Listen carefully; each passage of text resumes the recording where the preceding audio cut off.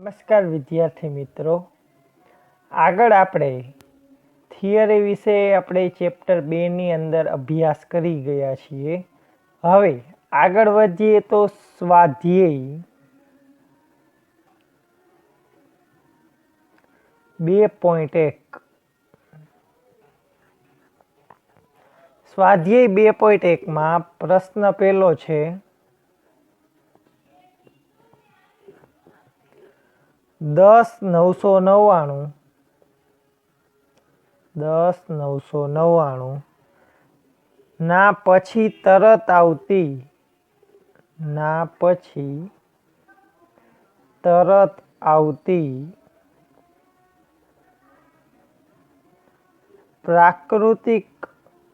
ત્રણ પ્રાકૃતિક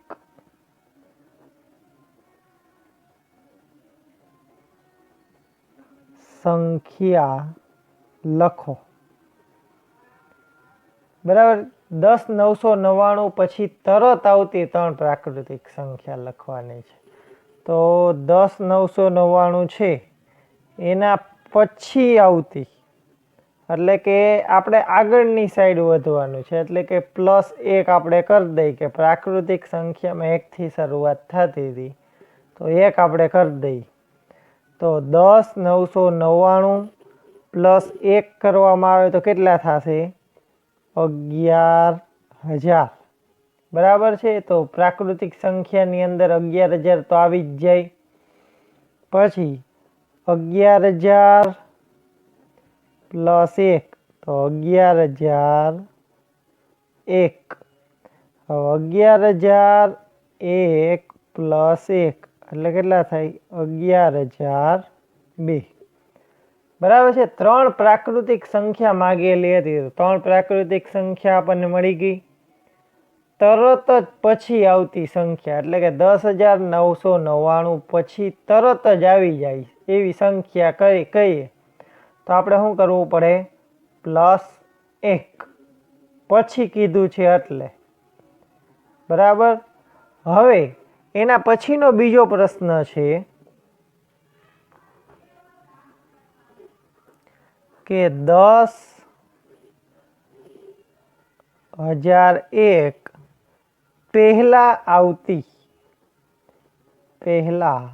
તરત આવતી ત્રણ પૂર્ણ સંખ્યા લખો. ત્રણ પૂર્ણ સંખ્યા લખો. બરાબર છે. ત્રણ પૂર્ણ સંખ્યા આપણે લખવાની છે. તો પહેલા આવતી એટલે કે 10,001 પહેલા આવતી સંખ્યા પહેલા આવે તો આપણે શું કરવું પડે? 1 ઘટાડવો પડે, અને પછી આવે તો +1 વધારવો પડે છે. તો 10,001 - 1 કરવામાં આવે તો 1 અહીંથી વયો જાય તો વધે કેટલા? 10,000. બરાબર છે. ત્રણ પૂર્ણ સંખ્યા માંગેલી. હવે 10,000 છે એમાંથી આપણે 1 ઘટાડી દઈએ તો કેટલા આવી જશે? 10,000 માંથી 1 બાદ કરવામાં આવે તો 9,999. હવે 9,999 છે એમાંથી 1 ઘટાડવામાં આવે તો કેટલા આવે? 9,998. બરાબર છે. જવાબની અંદર આટલું આવી જશે. ત્રણ કેવી મળી ગયા આપણને? પૂર્ણ સંખ્યા. પ્રશ્ન 3 જોઈએ આપણે હવે કે પ્રશ્ન 3 શું છે? પ્રશ્ન 3, સૌથી નાની પૂર્ણ સંખ્યા કઈ છે? સૌથી નાની પૂર્ણ સંખ્યા કઈ છે? હવે આપણને બધાને ખબર છે કે સૌથી નાની પૂર્ણ સંખ્યા, તો કે સૌથી નાની પૂર્ણ સંખ્યા આપણે જોઈ હતી કે પૂર્ણ સંખ્યાની શરૂઆત ક્યાંથી થાય? તો કે 0 થી થાય. તો 0 છે એ કેવી સંખ્યા કહેવાય? સૌથી નાની પૂર્ણ સંખ્યા, જે આપણે થિયરીની અંદર જોઈ ગયા. એના પછી પ્રશ્ન નંબર 4. પ્રશ્ન નંબર 4માં શું આપેલ છે? સંખ્યાઓ 32 અને 53 વચ્ચે આવતી પૂર્ણ સંખ્યા જણાવો. સંખ્યાઓ 32 અને 53 વચ્ચે આવતી સંખ્યા જણાવો. બરાબર છે. પ્રશ્નની અંદર આવું આપેલ છે, 32 અને 53ની વચ્ચે આવતી સંખ્યાઓ. તો 32 અને 53ની વચ્ચે આપણે સંખ્યા આપણને ખબર જ છે કે 33, 34, 35, 36, 37, 38, 39, 40, 41, 42, 43, 44, 45, 46, 47, 48, 49, 50,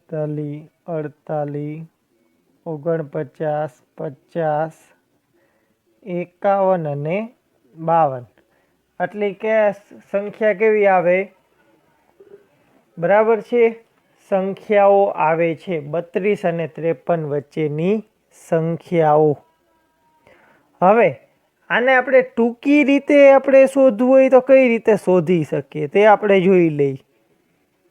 તો આટલી સંખ્યાઓ કેટલી છે? 1, 2, 3, 4, 5, 6, 7, 8, 9, 10, 11, 12, પછી 13, 14, 15, 16, 17, 18, 19 અને 20 સંખ્યાઓ છે. હવે આપણે ટૂંકી રીત જોઈએ તો આ બેયની શું કરવી પડે? બાદ બાકી. એમાંથી આપણે એક બાદ કરી નાખીએ એટલે આપણને ડાયરેક્ટ ખબર પડી જાય કે કેટલી બેય વચ્ચે સંખ્યાઓ આવે છે. બરાબર છે. તો આપણે બેયની બાદ બાકી કરીને જોઈ લઈ કે 53 - 32 -1. 3માંથી 2 જઈતો તો કે 1, 5માંથી 3 જઈતો તો કે 2, -1 એટલે કેટલે થાય? 20. બરાબર. અહીંયા જવાબમાં 20 આવે ને આ બધી સંખ્યા આપણે ગણીએ તો પણ કેટલી થાય? 20. એના પછી પ્રશ્ન નંબર 5.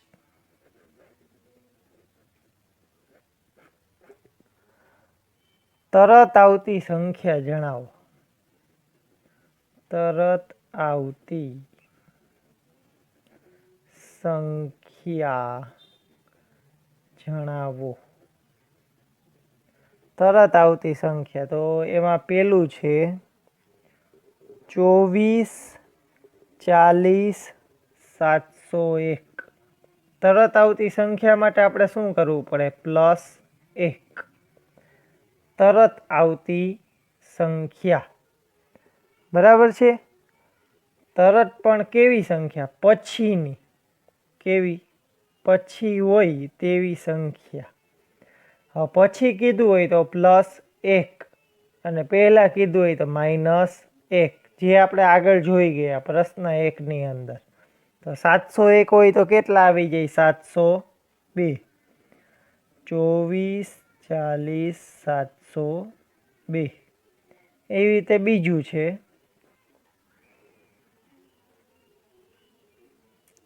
100, 199. તેમાં +1 કરવામાં આવે 199માં તો કેટલા થઈ જશે? 200. કેટલા થઈ જાય? તો કે 200. બરાબર. તો આ બે મેં ગણ્યા, બાકીના બે છે તે તમારે ગણવાના છે. એમાં શું કરવાનું? +1 આપણે કરી દઈએ એટલે આપણને શું મળી જાય? જવાબ મળી જાય છે. એના પછી પ્રશ્ન નંબર 6. તરત પહેલા આવતી સંખ્યા પહેલા આવતી સંખ્યા જણાવો.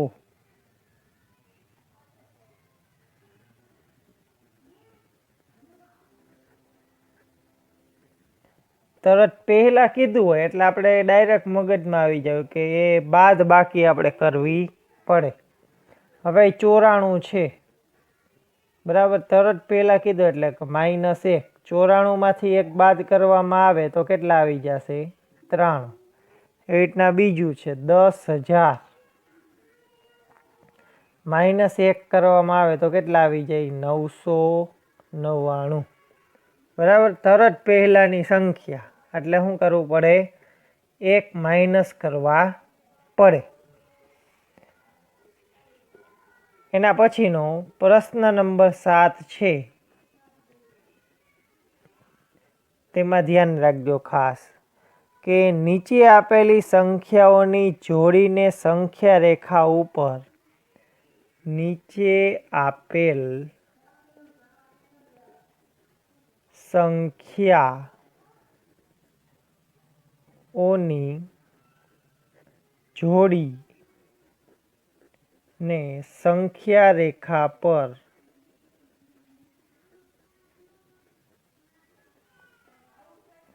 જમણી બાજુ આવશે કે ડાબી બાજુ? જમણી બાજુ આવશે કે ડાબી બાજુ?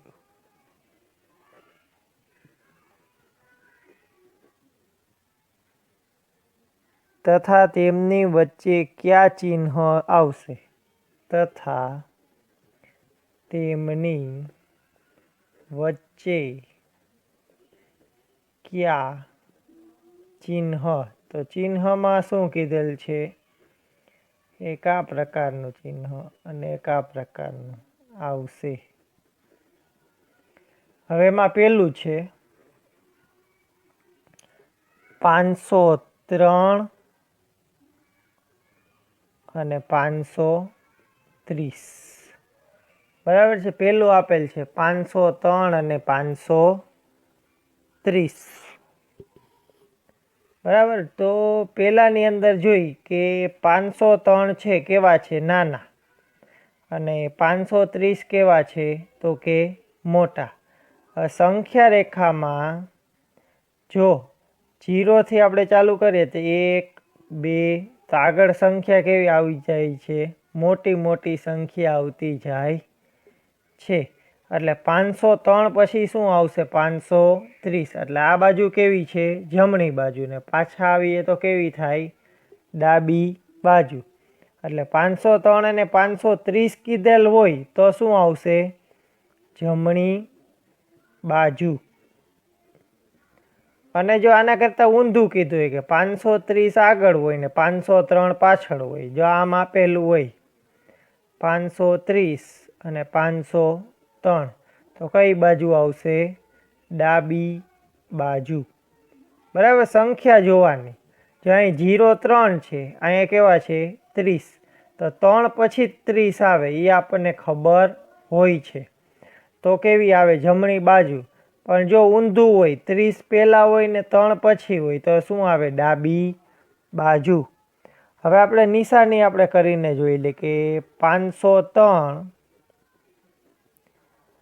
અને 530. બરાબર છે. તો આમાંથી નાનું કયું છે એ બાજુ આપણે તીરનું નિશાન મૂકવાનું છે. એટલે કે આ જે નિશાન છે નાના બાજુ આવવું જોઈએ. કઈ બાજુ આવવું જોઈએ? નાનું હોય તે બાજુ. અને આ બે પાંખિયા છે એ કઈ બાજુ આવવો જોઈએ? મોટા બાજુ. એટલે કે આપણે આ નાનું છે તો આ બાજુ આવી જાય, આમ મોટા બાજુ આવી ગયા. હવે 530 હોય અને 503 હોય તો આ નાનું છે તો 503 છે તો પાંખિયા કઈ બાજુ આવશે? 530 બાજુ. અને તીર પાછળનું કઈ બાજુ આવશે? 503 બાજુ આવી જાય. એના પછી હજી એક આપણે બીજું જોઈ લઈએ. એની અંદર કે બીજું આપેલ છે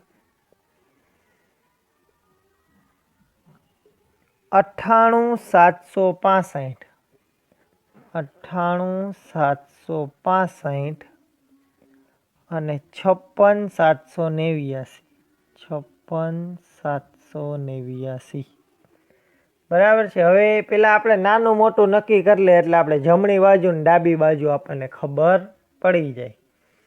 હવે 98,765 અને 56,789, હવે પેલો આંકડો ઉપરથી જ આપણને ખબર પડી જાય કે અહીંયા 9 છે ને અહીંયા 5 છે, તો નાનો આંકડો કઈ બાજુ છે તો કે આ બાજુ છે, એટલે તીર ક્યાં આવશે? અહીંયા। અને પાંખિયા કઈ બાજુ આવશે? મોટા બાજુ આવી જાય, બરાબર છે। હવે આપણને ખબર છે કે અહીંયા મેં કીધેલ હતું આગળ કે પેલા મોટી સંખ્યા પછી નાની સંખ્યા, તો કઈ બાજુ લખવાની? ડાબી બાજુએ। તો આ કઈ બાજુ આવશે? ડાબી બાજુએ, સંખ્યા રેખા પર આવે, સંખ્યા રેખા પર આવશે, બરાબર છે। તો આ થયો આપણો પ્રશ્ન નંબર 7। એના પછી પ્રશ્ન નંબર 8 છે તે આપણે જોઈએ। પ્રશ્ન નંબર 8, એમાં શું આપેલ છે? ખરા ખોટા આપણને આપેલ છે, ખરા ખોટા। તો એમાં પેલું છે, થોડાક ખરા ખોટા હું તમને કરાવીશ, બાકીના થોડાક ખરા ખોટા તમારે હોમવર્કમાં કરવાના છે। તો એમાં પેલું ખરું ખોટું છે, શૂન્ય એ સૌથી નાની પ્રાકૃતિક સંખ્યા છે। શૂન્ય એ સૌથી નાની પ્રાકૃતિક સંખ્યા છે।